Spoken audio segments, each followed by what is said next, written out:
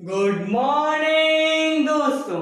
तो कैसे हैं आप सब? स्वागत है आप सभी का आपके अपने प्यार से चैनल लेट्स बिगिन में। रे ऑप्टिक्स पे बेस्ड अब तक हम लोगों ने दो लेक्चर कवर कर चुके हैं। उनमें हमने क्या सीखा? सबसे पहले हमने सीखा रिफ्लेक्शन क्या होता है, देन हम लोगों ने सीखा स्फेरिकल मिरर से रिलेटेड कुछ बेसिक टर्मिनोलॉजी को सीखा। हमने एक रिलेशन डिड्यूस किया एफ और आर के बीच में, और फाइनली हम लोगों ने मिरर फॉर्मूला को डिराइव किया। तो अब तक हम लोगों ने दो लेक्चर्स में ये चीजें कवर कर चुके हैं।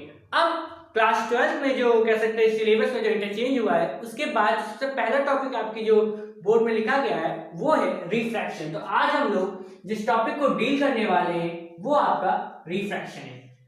काफी ब्रॉड टॉपिक है, इससे रिलेटेड हम लोग 2-3 लेक्चर में से कंप्लीट करेंगे। ये आपका इंट्रोडक्टरी लेक्चर है जिसमें आपको बताऊंगा रिफ्रैक्शन क्या होता है, प्रिंसिपल ऑफ रिवर्सिबिलिटी क्या होती है, रिफ्रैक्शन जो होता है वो किन किन मीडियम में अलग अलग बिहेव करता है, ठीक है, और रिफ्रैक्शन किन किन स्नेल्स लॉ क्या होता है, इन सभी फैक्टर्स के बारे में हम लोग आज डील करेंगे।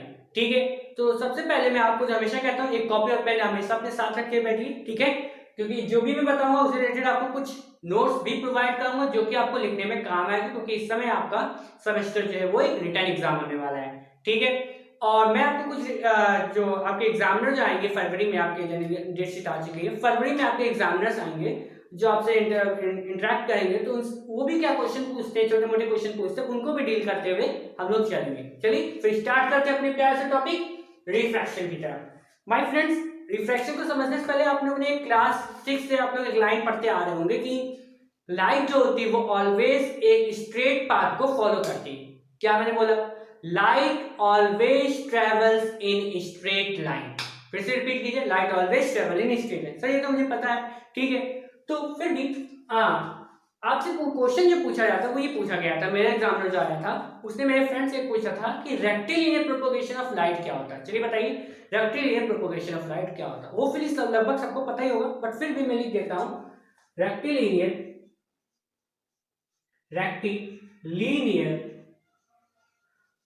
Propagation of light. बहुत से लोगों को ये पता होगा, बट फिर भी क्योंकि हम लोग एकदम सबसे निचले स्तर से लेके हम लोग एकदम हाई लेवल तक जाएंगे, सारी छोटी मोटी चीजें जो हम लोग उसको डिस्कस करते हुए साथ में चलेंगे। ठीक है, तो सबसे पहले रेक्टिलिनियर प्रोपगेशन ऑफ लाइट ये क्या होता है? जो हम लोगों ने अभी तक पढ़ा है कि लाइट जो होती है always travel in straight line, इसी फेनोमेना को रेक्टिलिनियर प्रोपगेशन ऑफ लाइट कहते हैं। क्या? Light always travel in straight line. This phenomena is called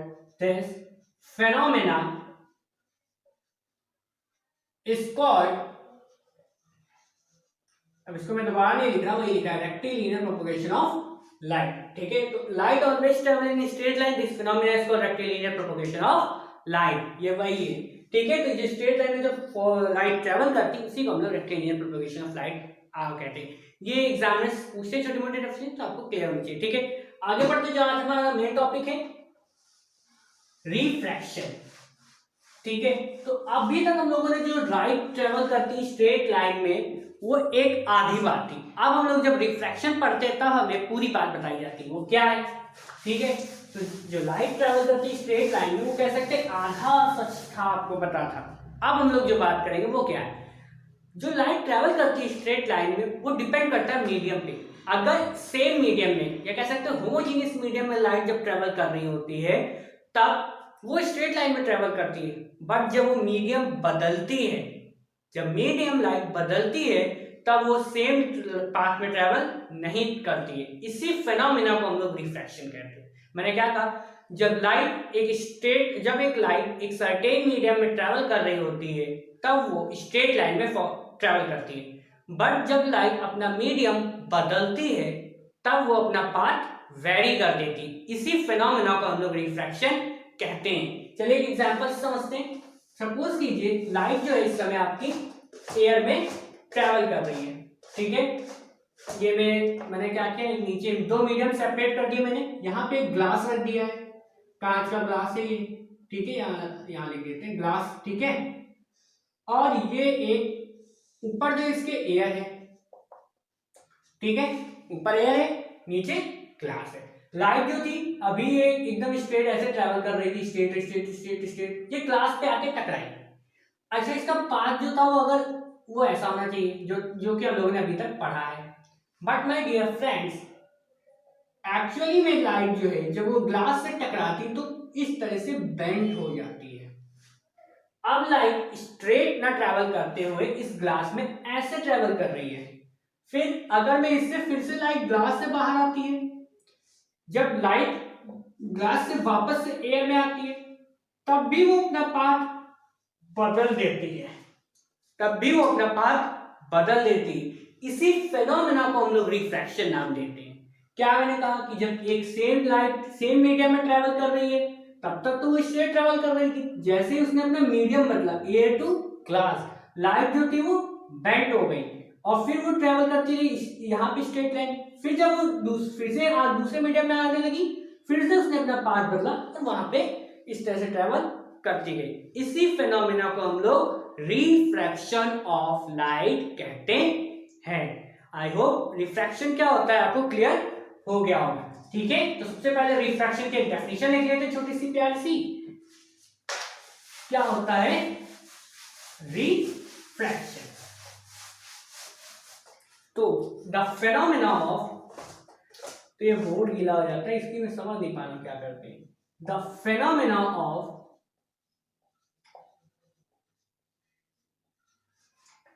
change of path of light, change of path of light when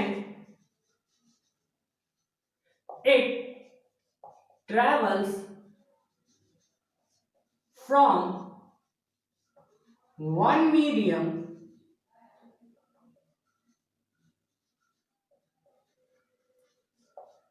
to another. It is called refraction.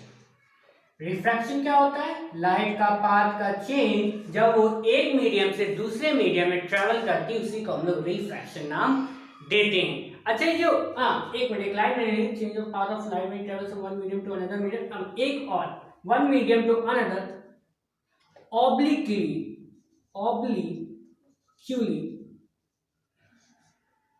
to another is called। obliquely का मतलब क्या है? अब क्योंकि आप लोग CBSE board या किसी भी बोर्ड से हो, तो obliquely मीनिंग आपको पता होगा, तिरछा तिरछा। तो लाइट जब ऐसे ट्रेवल कर रही थी, मैंने देखिए फिगर बनाते समय मैंने आपको ये दिखाया था कि लाइट ने ऐसे स्ट्राइक किया इस सरफेस को। ठीक है, मैंने लाइट को इस तरह से स्ट्राइक नहीं कराया, एकदम परपेंडिकुलर स्ट्राइक नहीं कराया, मैंने लाइट को ऑब्लिकली कराया। ठीक है, तो वही मैं कहना चाह रहा था, ऑब्लिकली मतलब तिरछा। तो लाइट जब तिरछा ट्रेवल, जब लाइट किसी मीडियम में तिरछे से किसी दूसरे मीडियम में स्ट्राइक करती, तभी ये फेनोमेना अकर होगा। अगर लाइट नॉर्मली स्ट्राइक करती है तब वो पाथ को वेरी नहीं करेगी और स्ट्रेट ट्रेवल करती हुई चली जाएगी। इसीलिए ये वर्ड लिखना जरूरी है, ऑब्लिकली। ठीक है, ऑब्लिकली में समझ गए यहाँ पे क्या लिखती है इसकी, क्योंकि लाइट को मैंने तिरछा जब स्ट्राइक कराएंगे दूसरे मीडियम में, तब वो पाथ ट्रेवल को वेरी करेगी, स्ट्रेट में वो वेरी नहीं करेगी। ठीक है, तो ये हो गया आपका रिफ्रैक्शन। आई होप यहाँ तक आपको क्लियर हो गया होगा। चलिए स्टार्ट करते हैं आगे की बातें। अब कुछ बेसिक टर्म्स, जो फर्स्ट मीडियम होगा जिससे लाइट आ रही थी, ठीक है, 1 मिनट, जो फर्स्ट मीडियम है आपका जहां से लाइट स्ट्राइक की थी, उसे हम लोग, जैसे मैंने कहा था एयर से लाइट जो फर्स्ट मीडियम में ट्रैवल करती हुई लाइट इस सरफेस को स्ट्राइक की है, इसे हम लोग इंसिडेंट रे कहेंगे। इंसिडेंट रे, तो the ray which comes from first medium and strike the second medium, ठीक है, उसे हम लोग इंसिडेंट रे कहेंगे। 1 minute. So my dear friends, incident ray क्या थी? The path along which light travels in first medium. तो इंसिडेंट रे हमारी क्या है? Incident ray, the path along which light travels in first medium. ठीक है, first medium में light जो ट्रेवल करती है उस पाथ को हम लोग इंसिडेंट रे कहते हैं। इस पे एक नॉर्मल ड्रॉ कर दीजिए, इसको हम एयर मान देते हैं और इसे ग्लास नाम देते हैं, वाटर जो भी आप देना चाहें। तो ये सेकंड मीडियम हो गया। तो रिफ्रैक्ट, अब यहां से लाइट जो होगी वो कुछ इस तरह से इसका पाथ होना चाहिए था, ये बेंड होके कुछ ऐसे हो जाएगी। ठीक है, तो इसी तरह रिफ्रैक्टेड रे क्या होगी, मैं तो इसे कर सकता हूँ, मिटा सकता हूँ, आपको दूसरी लाइन से लिखना पड़ेगा। रिफ्रैक्टेड रे, रिफ्रैक्टेड रे क्या होगी, the path along which light travels in second medium. ठीक है, उसे हम लोग रिफ्रैक्टेड रे कहते हैं। ठीक है, तो इंसिडेंट रे, रिफ्रैक्टेड रे क्या होती है। अच्छा हाँ, angle of incidence, the angle which incident ray formed with normal is called incident ray angle. Incident angle, तो क्या होगा, the angle which incident ray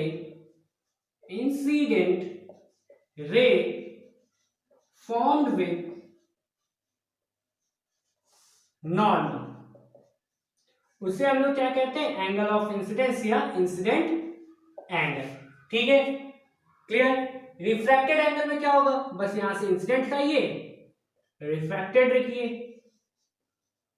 इसे बोर्ड पे लिखने का एक फायदा होता है, मिटा दो, हमारे टीचर भी यही करते थे। ठीक है, तो angle, the angle which incident, या अब यहां इंसिडेंट को मिटा के क्या लिख देंगे, रिफ्रैक्टेड। तो द एंगल विच रिफ्रैक्टेड रे फॉर्म विद नॉर्मल, उसे हम लोग एंगल ऑफ रिफ्रैक्शन कहते हैं। कुछ चार टर्म्स से जो कि हम लोगों ने क्लियर किए। ठीक है, आगे बढ़ते हैं। आप एक बात नोटिस कीजिएगा, जब मैंने आपको स्टार्टिंग में रिफ्रैक्शन का एयर से इंसिडेंस कराया था, तब आपने देखा होगा, शायद आप सभी ने नोटिस भी किया होगा, एक मिनट,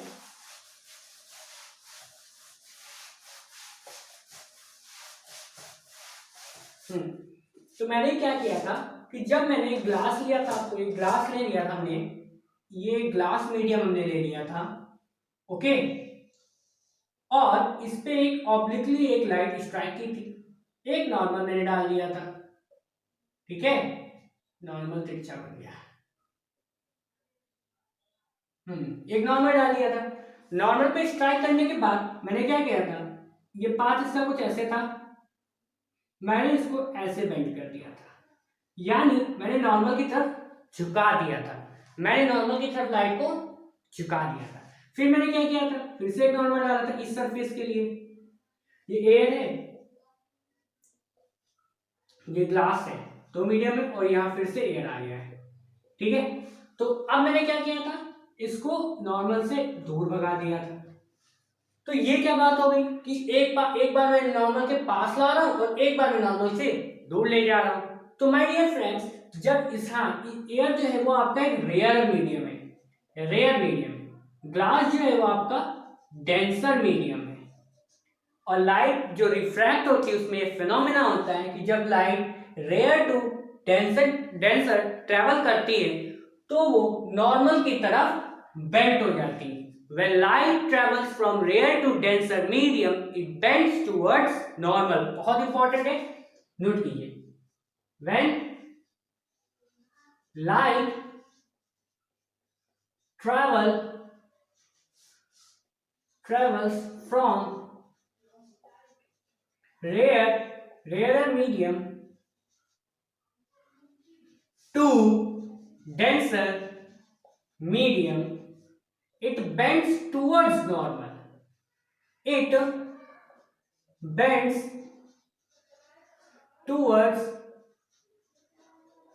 normal. रेयर मीडियम से जब डेंसर मीडियम में आती है तब लाइट नॉर्मल की तरफ बेंड हो जाती है। उसी तरह से जब लाइट डेंसर से रेयर मीडियम में वापस जाती है तो अवे फ्रॉम नॉर्मल, जब लाइट डेंसर से रेयर में जाती तो अवे फ्रॉम नॉर्मल। तो when light travels, second point इसी का इंपॉर्टेंट, ये फर्स्ट पॉइंट है, सबसे पहले स्क्रीनशॉट लीजिए, ठीक है, ले लिया, आगे बढ़ते हैं। सेकंड पॉइंट में क्या होगा, when light travels from denser, यहां पे रेयर को हटा दीजिए, डेंसर मीडियम टू, यहां पे डेंसर को हटाइए, rare medium, it bends towards को हटा के अवे फ्रॉम नॉर्मल। ये आपके दो पॉइंट बहुत इंपॉर्टेंट है, बहुत ही इंपॉर्टेंट है। रे डायग्राम में इसका यूज बहुत होने वाला है कि जब light rare to denser towards normal, denser to rare, away from normal. अब कुछ बच्चे ऐसे भी होंगे जिनको रेयर और डेंसर का मीनिंग ही नहीं क्लियर होगा। तो सबसे पहले बताओ रेयर और डेंसर का मतलब क्या है। अच्छा, आप सपोज कीजिए आप एक सड़क पे ट्रेवल कर रहे हैं, इसमें अभी कोई जाम नहीं लगा है, ठीक है, तो आप इजिली यहाँ पे ट्रेवल करते हुए जा रहे हैं, चलते जा रहे हैं, सुहाना सफर और ये मौसम हंसी गाते हुए चलिए, ठीक है। तो ये सुहाना सफर मौसम हंसी वाला है जहाँ पे पार्टिकल्स या कह सकते हैं कार्स या कोई भी अदर व्हीकल नहीं प्रेजेंट है, उस मीडियम को हम रेयर मीडियम कहेंगे, हल्का, यहाँ पे कुछ भी एकदम फ्री स्पेस है। देखिए नाम लिया गाड़ी का, गाड़ी एक आगे, ठीक है।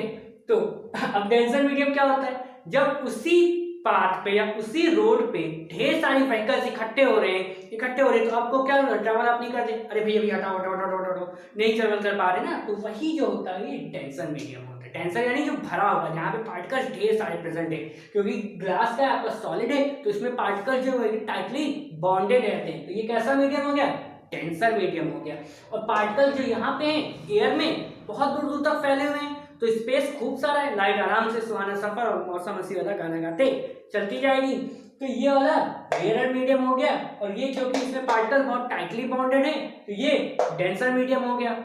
अब ठीक है, तो रेयर मीडियम क्या होता है, डेंसर मीडियम क्या हो, क्लियर हो गया। लाइट हमने क्यों बेंडिंग कैसे करानी है, रेयर टू डेंसर में जाएगी तब क्या होगा, डेंसर टू रेयर में जाएगी तब क्या होगा, यहाँ तक क्लियर हो गया। अच्छा, अब तो हम लोग रिफ्रैक्शन बात कर रहे हैं कि पाथ गई, लाइट ट्रेवल हो गई, उसने अपना पाथ चेंज कर लिया, ऐसा होता क्यों, ये होता क्यों, अब इसे हमें समझना है। कॉज ऑफ रिफ्रैक्शन, तो अगर दूसरी हेडिंग डालिए causes of refraction. I hope इसको नोट कर लिया, नहीं किया तो स्क्रीनशॉट ले लीजिए, ठीक है, ले लिया होगा, ठीक है। तो आगे बढ़ते हैं, कॉजेज ऑफ रिफ्रैक्शन काफी इजी है, जो एग्जांपल अभी मैंने दिया बस इसी से रिलेटेड हम लोग समझ लेंगे कि रिफ्रैक्शन के कारण क्या है, ठीक है। कॉजेज ऑफ रिफ्रैक्शन, यकीन मानिए आप आज के बाद भी आपको किसी को समझाना होगा, ये जो हम लोग 12th में पढ़ते जनरली आईसीएसई बोर्ड की पता नहीं क्या खासियत है कि ये सब टॉपिक्स उनके 8th में इंक्लूडेड है। कई बार मुझे अजीब लगता है कि सीबीएसई में 12th में है और ये आईसीएसई में 8th में है। कॉजेज ऑफ रिफ्रैक्शन, ठीक है। तो रिफ्रैक्शन क्या होता है, मतलब रिफ्रैक्शन होता क्यों है, ठीक है, 1 सेकेंड। सो माय फ्रेंड्स, अब हम लोग समझेंगे कि कॉज ऑफ रिफ्रैक्शन क्या होता है। तो माय डियर फ्रेंड्स, वही एग्जांपल हम लोग ले लेते हैं, एक खुली सड़क है जिस पे आप ट्रैवल कर रहे हैं, ठीक है। तो अगर खुली सड़क में आप एक बिना कोई भी जैम नहीं लगा हुआ है तो आप बिना किसी दिक्कत के अपने पास, सपोज आपको यहाँ से यहाँ तक जाना है, तो बिना किसी दिक्कत के आप जब एकदम क्लियर सड़क है आप बिल्कुल सीधे ट्रैवल करते हुए चले जाएंगे, ठीक है, यहाँ तक कोई दिक्कत नहीं। बट अज्यूम कीजिए अभी आपको फिर से इस पॉइंट से इस पॉइंट तक जाना है और अब इस पाथ पे ढेर सारे कार्स दूसरी खड़ी हैं, ठीक है। तो आप क्या करते हैं, सबसे बचते बचते जाएंगे ना, नहीं भैया थोड़ा सा साइड ऐसे करते करते आगे जाएंगे ना। तो अब आपने क्या किया, अब जाना आपको यहाँ से यहीं तक है, बट अब आपको क्या करना पड़ेगा, क्योंकि अब यहाँ से टकरा के हो जाएंगे, किसी इंसान की तरफ कार पार करते हुए एकदम चले जाएंगे, ठीक है, कार से टकराते एकदम सीधे चले जाएंगे, ऐसा तो होने वाला नहीं है। तो अब क्या करेंगे, आप यहाँ पे आएंगे, चुपके से अपना रास्ता बदल देंगे, फिर यहाँ पे आप जब सीधे जा रहे हैं, सपोज यहाँ पे एक और कार खड़ी है 2-3, तो आप क्या करेंगे, अब इससे टकराएंगे थोड़ी ना, जाके टकराने के बाद उसको थोड़ा सा बेंड करते हुए फिर आगे चलते जाएंगे। तो जब लाइट किसी एक मीडियम से दूसरे मीडियम में जाती है तब उसमें पार्टिकल्स में उसके पार्टिकल डेंसिटी में वेरिएशन होने लगता है। इस वजह से ही जो लाइट होती है वो अपना पाथ चेंज कर देती है, समझे। तो लाइट जब भी किसी एक मीडियम से दूसरे मीडियम में जाती है तो उसके पार्टिकल्स में वेरिएशन आती है। क्यों ऐसा होता है, क्योंकि उसकी स्पीड वेरिएट कर जाती है। आप समझते हैं जब लाइट सॉलिड में किसी और स्पीड से ट्रैवल करती है, लिक्विड में किसी और स्पीड से ट्रैवल करती है, गैसेस में किसी और स्पीड से ट्रैवल करती है, तो जब लाइट अपनी डिफरेंट अलग अलग स्पीड से वेरिएशन कर रही होती है, इसी वजह से रिफ्रैक्शन हो जाता है, समझ गए। तो पार्टिकल डेंसिटी और स्पीड ऑफ लाइट ये कारण होते हैं लाइट के रिफ्रैक्शन के, ठीक है। तो change the refraction occurs due to change of speed of light. Speed vary करती है, तो जब एकदम से पार्टिकल के सामने आ जाएगा तो आपको स्पीड वेरी करने की वजह से क्या एकदम ट्रैवल ऐसे कर रहे थे, एकदम से पार्टिकल आ गया, अब आपको स्पीड की वजह से आपको क्या करना पड़ेगा, इसके तो घुमानी पड़ेगी एकदम से पार्टिकल, क्योंकि आप टकरा तो जाएंगे नहीं। तो वही आपको हो रहा है, ठीक है। ये पार्टिकल अगर यहाँ पे आ गया तो आपको स्पीड को भी वेरी करके इधर जाना पड़ेगा, ठीक है। तो एक मिनट दो, रिफ्रैक्शन का क्या कारण है, the change of speed of light when it travels from one medium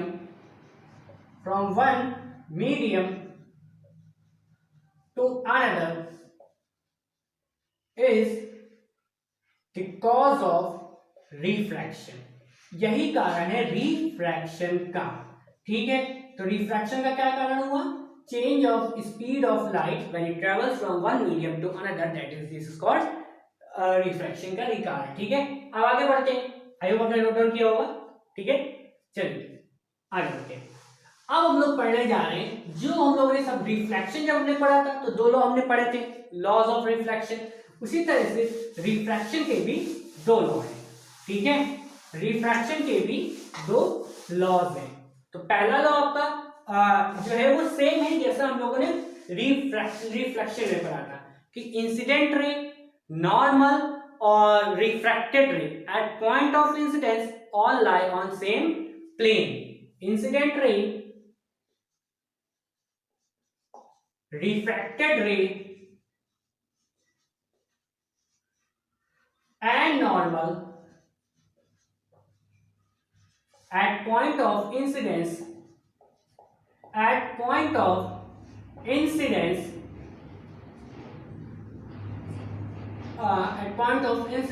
lie in same plane। एक ही प्लेन में लाई करेंगे जितनी भी इंसिडेंट रे हैं, रिफ्रैक्टेड रे हैं और नॉर्मल, जब एक पॉइंट पे टकराएंगे, यानी इस पॉइंट पे जो आपके इंसिडेंट रे है, नॉर्मल है और जो ये रिफ्रैक्टेड रे, इस पॉइंट पे तीनों एक ही प्लेन पे लाई करेंगे। ये आपका फर्स्ट लॉ ऑफ रिफ्रैक्शन है, ठीक है। सेकंड लॉ ऑफ रिफ्रैक्शन ये थोड़ा सा अलग है, ठीक है। ये सेकंड लॉ ऑफ रिफ्रैक्शन आपको ये कहता है कि sine of angle of incidence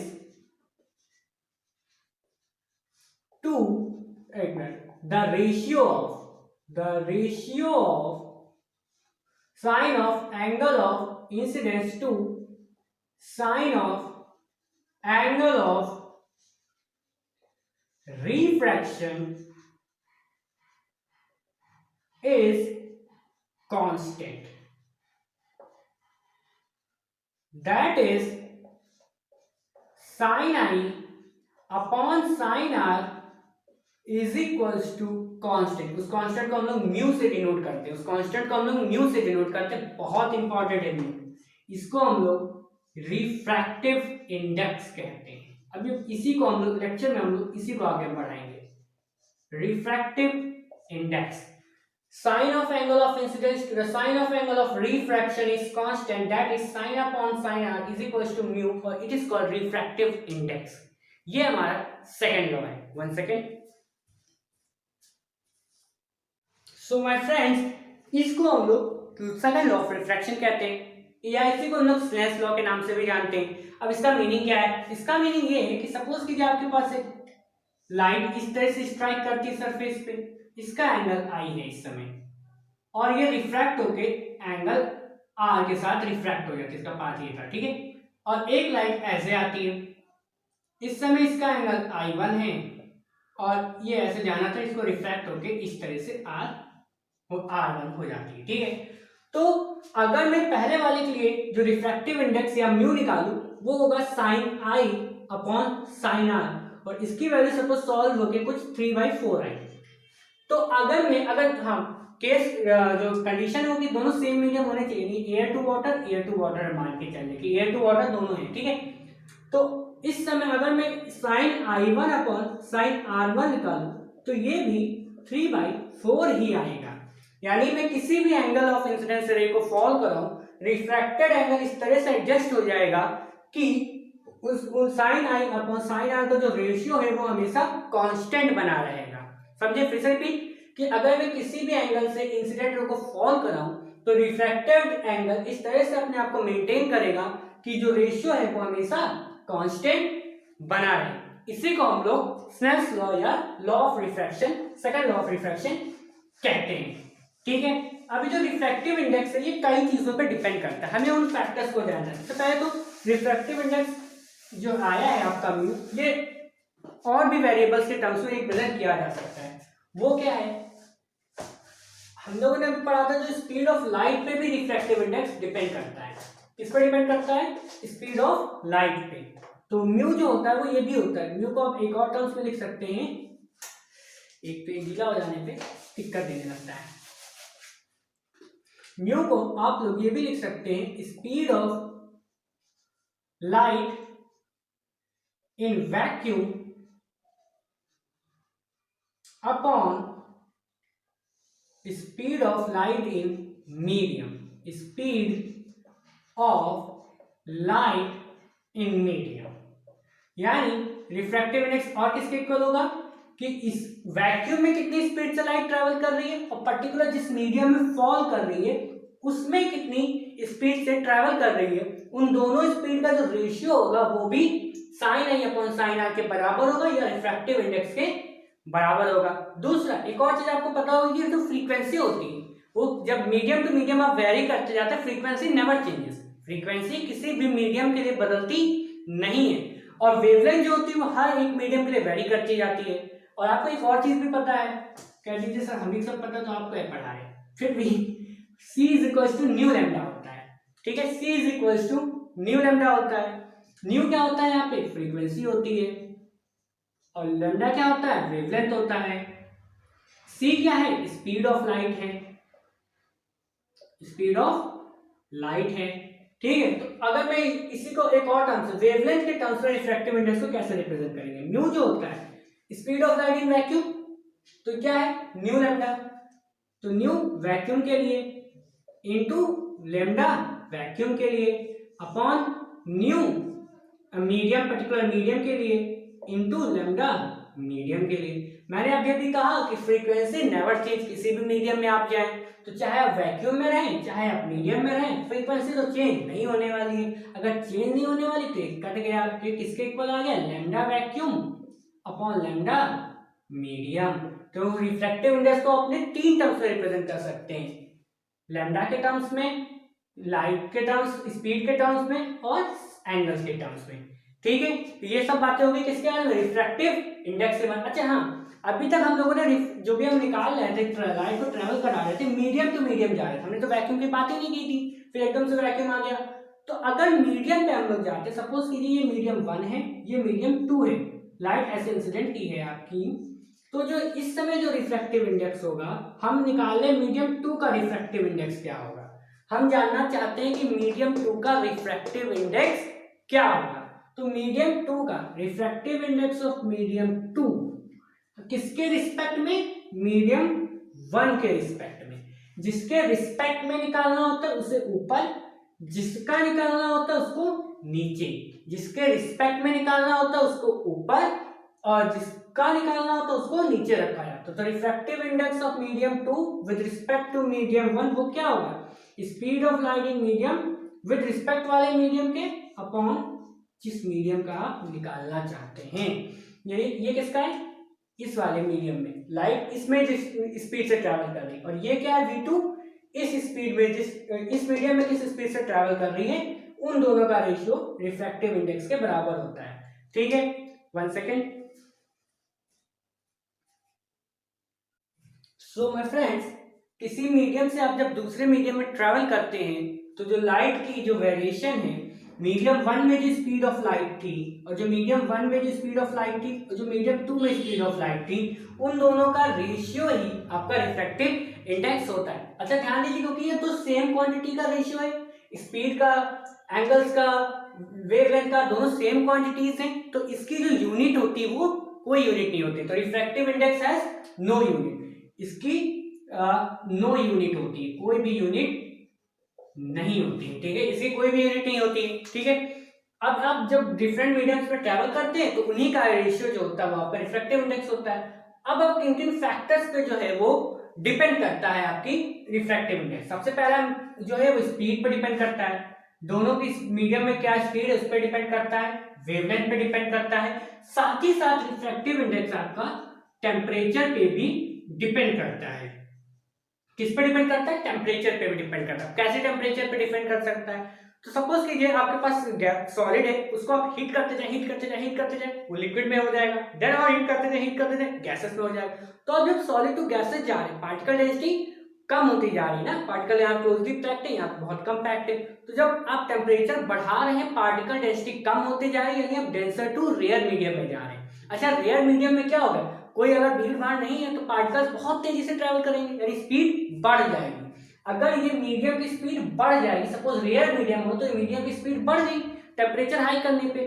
अब आप यहाँ पे समझिए 4/3 है और 4/5 है, इसका आंसर सपोज 1.5 आएगा समथिंग और इसका आंसर 0.8 आएगा। यानी अगर मैं डिनोमिनेटर बढ़ाता हूं तो मेरा जो नेट रिजल्ट है वो कम हो जाएगा। बोलिए हाँ, हो जाएगा। तो अगर मैं speed of light in medium बढ़ा देता हूं तो रिफ्रैक्टिव इंडेक्स क्या हो जाएगा, कम हो जाएगा। और ये क्यों बढ़ा मीडियम में स्पीड, क्योंकि टेम्परेचर बढ़ा दिया, टेम्परेचर बढ़ा दिया तो मीडियम रेयर हो गया, रेयर हो गया तो स्पीड तेजी से ट्रैवल करने लगी, ठीक है। तो इसका हमने ऑल ओवर जो कंक्लूजन निकला वो ये निकला कि अगर टेम्परेचर बढ़ता है तो रिफ्रैक्टिव इंडेक्स जो है वो घटता है, रिफ्रैक्टिव इंडेक्स घटता है। क्यों घटता है? क्योंकि अगर पार्टिकल जब टेम्परेचर बढ़ने पर रेयर मीडियम की तरफ मूव होता जाता है और स्पीड उसकी बढ़ती जाती है, ठीक है। अब ये सबका एक तरीके से रिफ्रैक्टिव इंडेक्स होता जा रहा है। एक्चुअली इसका फिजिकल मीनिंग क्या है? फिजिकल मीनिंग बस इतना सा है कि अगर मैं कहूँ ये ग्लास है और इसका ये लाइन ऐसे आई, ये ग्लास का रिफ्रैक्टिव इंडेक्स अगर 2/3 है, तो अगर ग्लास का रिफ्रैक्टिव इंडेक्स 2/3 और एयर में जो लाइट है वो 6 मीटर पर सेकंड से ट्रेवल कर रही है, तो अगर जब लाइट 6 मीटर पर सेकंड से ग्लास में एंट्री करेगी तो उसकी स्पीड जो हो जाएगी इस समय 4 मीटर पर सेकंड हो जाएगी। 4 मीटर पर सेकंड, यानी एयर से ग्लास में आते ही उसकी स्पीड 4 मीटर पर सेकंड, यानी एक मीडियम से दूसरे मीडियम में स्पीड का जो वेरिएशन हो रहा है वही उसका रिफ्रैक्टिव इंडेक्स होता है। यानी ग्लास में आते समय जब कोई भी रे एयर टू ग्लास जाएगी तो उसकी स्पीड कितना वेरिएशन हो जाएगा वही आपका रिफ्रैक्टिव इंडेक्स होता है। यही इसका फिजिकल सिग्निफिकेंस है। क्लियर? यानी अगर मैं मीडियम टू मीडियम वेरी कर रहा हूं तो उसकी स्पीड में कितना वेरिएशन हो जाता है, यही उस पर्टिकुलर मीडियम का रिफ्रैक्टिव इंडेक्स होता है। ऑब्वियसली ग्लास का रिफ्रैक्टिव इंडेक्स जो होगा वो 2/3 है और आप जानते हैं कि एयर जो होगी वो वैक्यूम में ज्यादा ट्रेवल करती है कंपेयर टू ग्लास। इस वजह से हमने देखा कि ग्लास में इसकी स्पीड कम हो गई है, ठीक है। तो आई होप यहां तक आपको कॉन्सेप्ट क्लियर हो गया होगा। नेक्स्ट वीडियो में हम लोग प्रिंसिपल ऑफ रिवर्सिबिलिटी को देखेंगे। Thanks for watching, thank you.